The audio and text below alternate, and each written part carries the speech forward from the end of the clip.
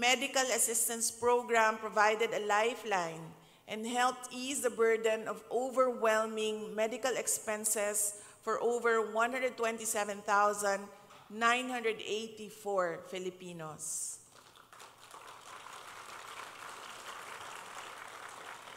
Baby Jairo and his mother, Rubilin, are living proof that this hope is real and within reach. In the quiet barangay of Uringao in Cabangcalan City, Negros Occidental, Baby Jairo, a 3-year-old boy, has been braving a battle no child should ever face: leukemia. For every chemotherapy session, his family had to endure a grueling 2-hour journey to the Bacolod city, holding on to hope with every mile. It was his mother, Rubilin, who reached out to the OVP Panay and Negros Islands satellite office for help. And with the swift response of our colleagues, help came for the family. Baby Jairo received the medical assistance he needed. Today, we are witnessing his remarkable recovery. He's noticeably more playful, brimming with energy, and the lump that once caused his mother so much worry has visibly started to shrink.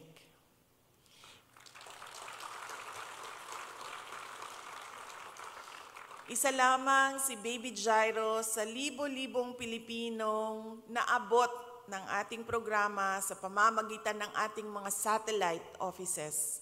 Ang ating mga SOs, kung tawagin, ay nagbibigay daan upang mas mapalawak at mapaabot natin ang mga Pilipinong nangangailangan ng tulong. Nagpapasalamat din kami sa ating mga katuwang na ospital, butika, at iba pang tagapagbigay ng serbisyong panlipunan sa tagumpay ng ating programa. In Cotabato City, we continue to uplift the Moro community through our OVP BARM Satellite Office. Our Janaza Kit program consists of various supplies necessary for Islamic funeral rites such as cotton, white cloth, and cleaning supplies such as soap, gloves, and more.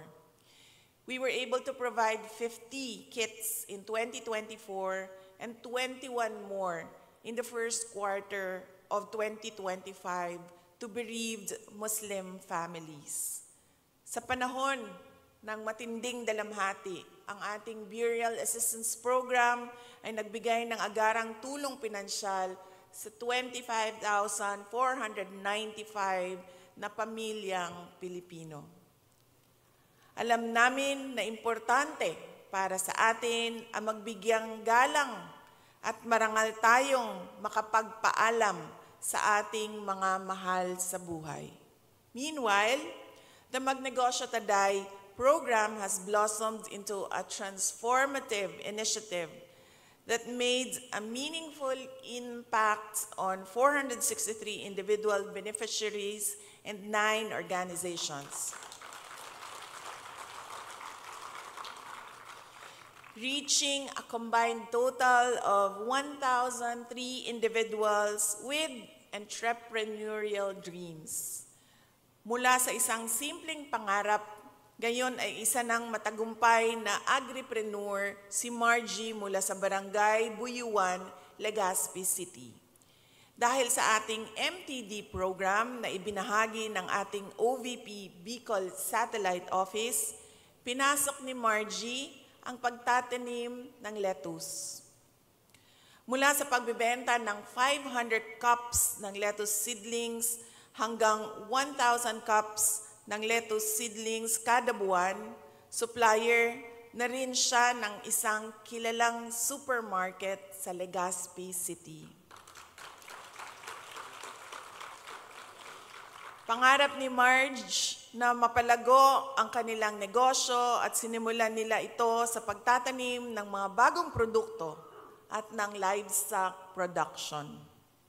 Para kay Margie, hindi lang puhunan ang naibigay ng MTD program, kundi pag-asa at panibagong simula para sa kanya at sa kanyang pamilya.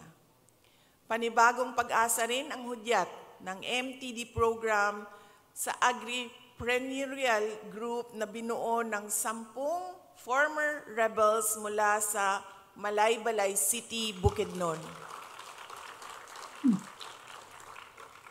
Kinatawan ng poultry farming and ang pagsisikap ng mga dating NPA na maging produktibong mamamayan at ang pagbabalik loob sa lipunan at pagyakap sa pagbabago. Sa tulong ng ating OVP Southern Mindanao Satellite Office, sinimulan nila ang negosyo at ngayon ay nakakakuha na sila ng 60 to 66 itlog kada araw at nakakapag-deliver ng 2 trays ng itlog sa 403rd Cooperative at kamakailan ay nagbenta pa ng 5 trays sa ating Magnegosyo Taday team. Mula sa dati nilang merkado sa Campo Osito, Bahian, nakaka-deliver na rin sila sa 403rd Infantry Brigade, patunay sa kanilang lumalawak na sakop at lumalagong negosyo.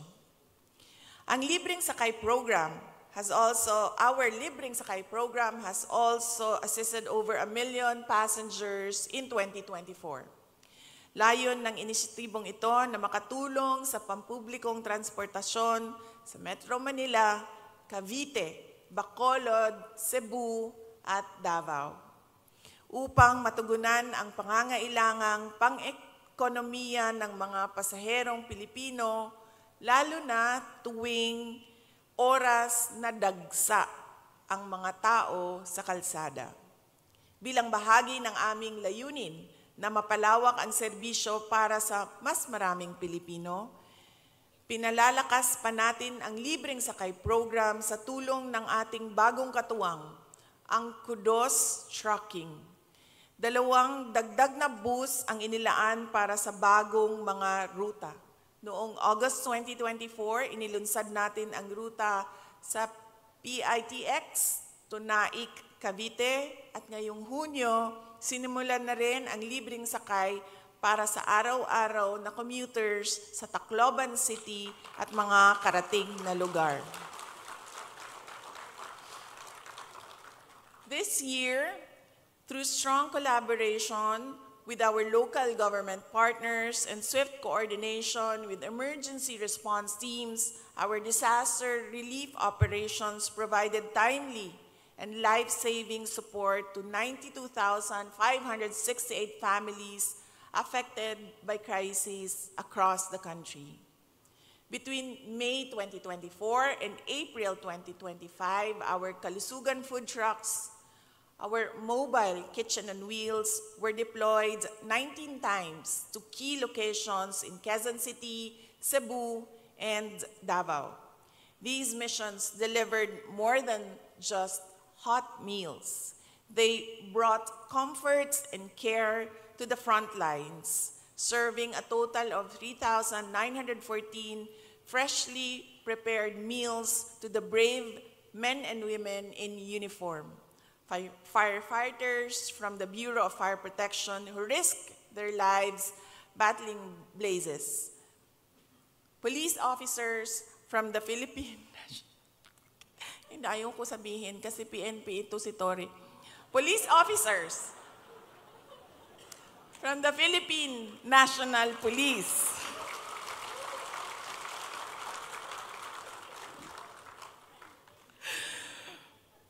Who worked to maintain peace and order. Soldiers from the armed forces of the Philippines who faced danger to protect the nation, and volunteers from various humanitarian groups who tirelessly extend relief and hope.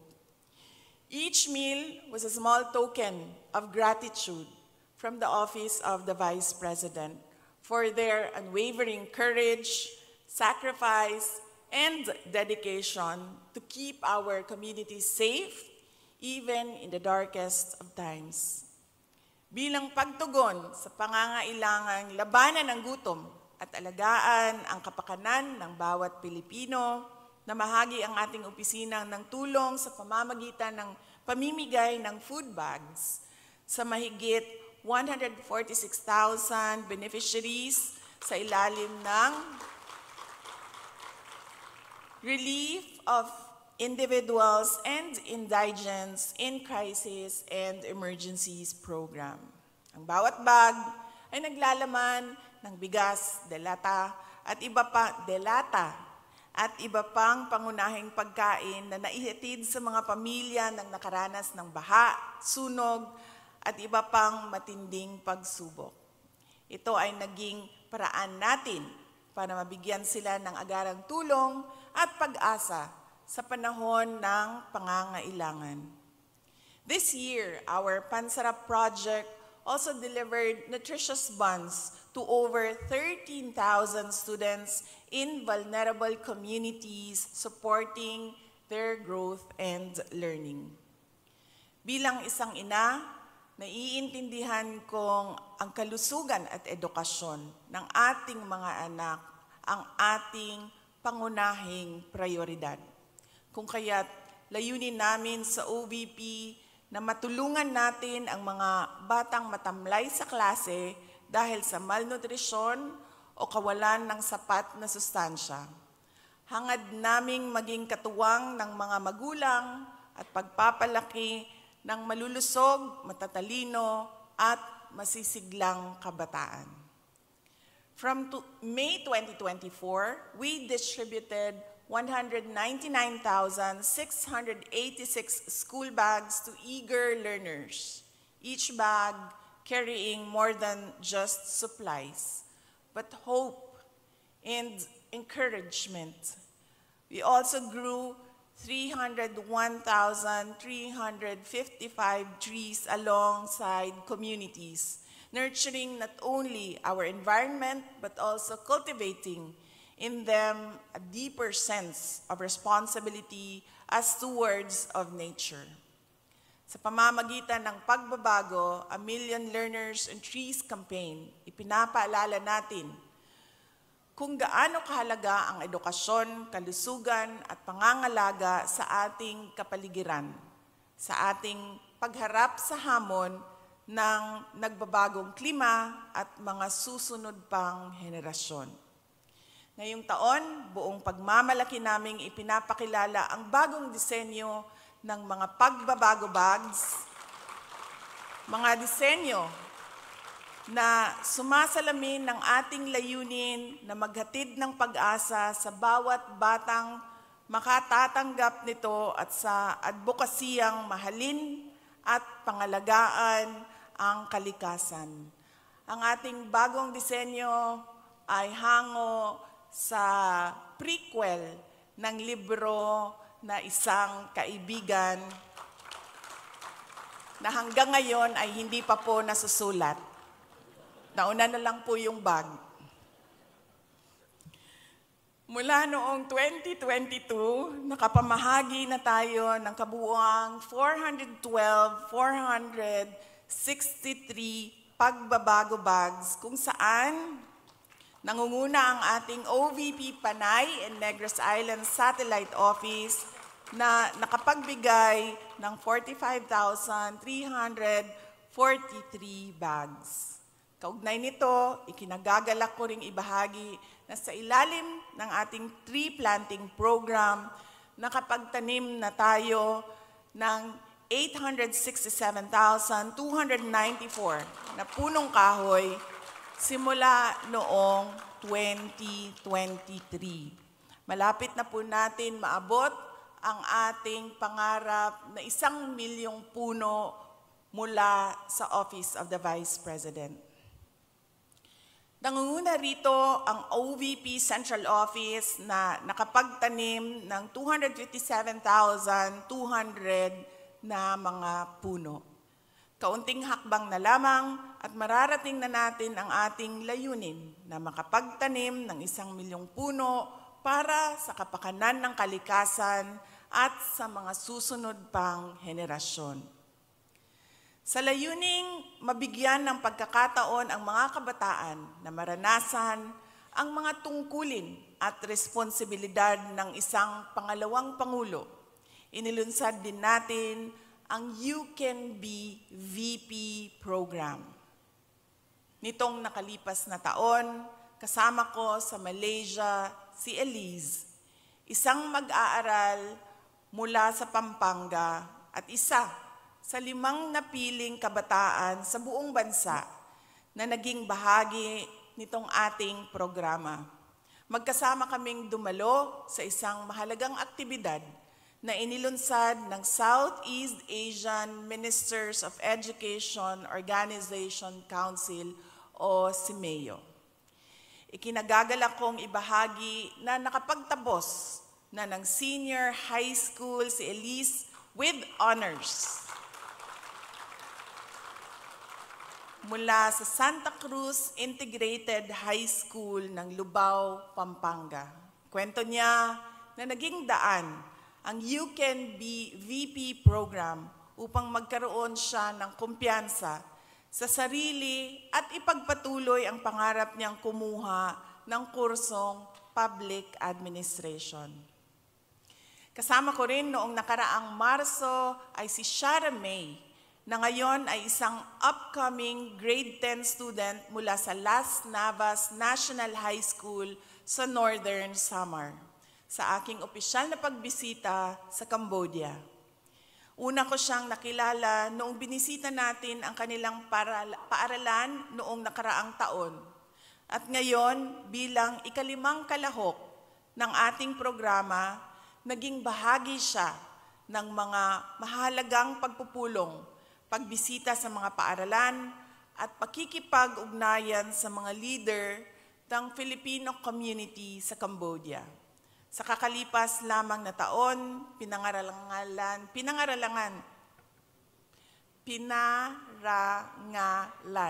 si Shara May ng with honors ng kanyang paaralan. Habang patuloy nating itinataguyod ang isang mas progresibo at mas matatag na bansa, nananatili ang tanggapan ng pangalawang Pangulo bilang isang maaasahang katuwang at kasangga ng bawat Pilipino. To our partners from key government institutions, thank you for working with us to implement programs, deliver services, and respond to the needs of underserved Filipinos. The successful rollout of our programs and projects would not have been possible without the over 1,000 strong partners that helped us further advance the well-being of our nation. Sa pamamagitan ng pinag-isang pagsisikap ng mga ahensya ng gobyerno, pribadong sektor, at mga organisasyong pangsibiko, ay makakamit natin ang ating mithiin na maibsan ang paghihirap ng kapwa nating Pilipino. Sa kabila ng mga limitasyong pinansyal, balakid, at pagsubok, patuloy nating pagtibayin at palawakin ang mga ugnayang ito tungo sa pagbuo ng bayan na may iisang adhikaing makatulong at makapagbigay suporta, lalong-lalo na sa mga kapos at nangangailangan. Sa loob ng 3 taon bilang Vice President, ako ay lubos na nagpapasalamat sa inyong patuloy na pakikipagtulungan para sa pagsasakatuparan ng ating mga mithiin para sa ating bayan. Kagaya ng araw na walang sawang sumusubang tuwing umaga, salamat sa inyong di natitinag na tiwala at pagsuporta para sa patuloy nating pagbangon upang maglingkod sa bayan. Unahin natin ang bansa kesa sa pansariling interes. Mangako tayo na ilalaan lamang natin ang ating puso at gawa para sa tunay na ikabubuti ng sambayanan. Ngayong taon, inaanyayahan ko kayong mas mahalin pa natin ang Pilipinas.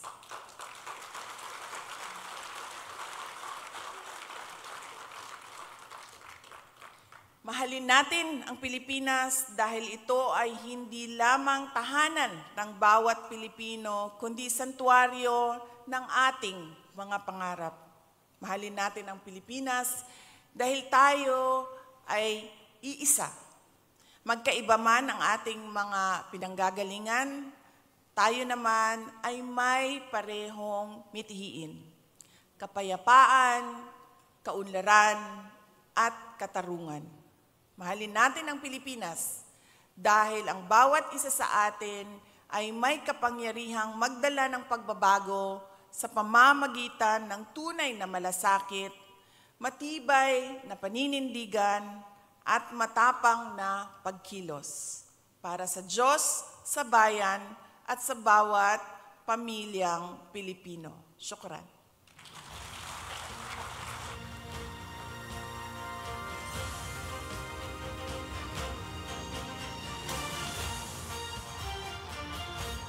Thank you, Madam Vice President, for your inspiring message. And now we will have a photo opportunity. So kindly prepare for the crowd photo. May we invite everyone to kindly gather in the middle part of the hall so that we can get the best photo for this event. Thank you very much.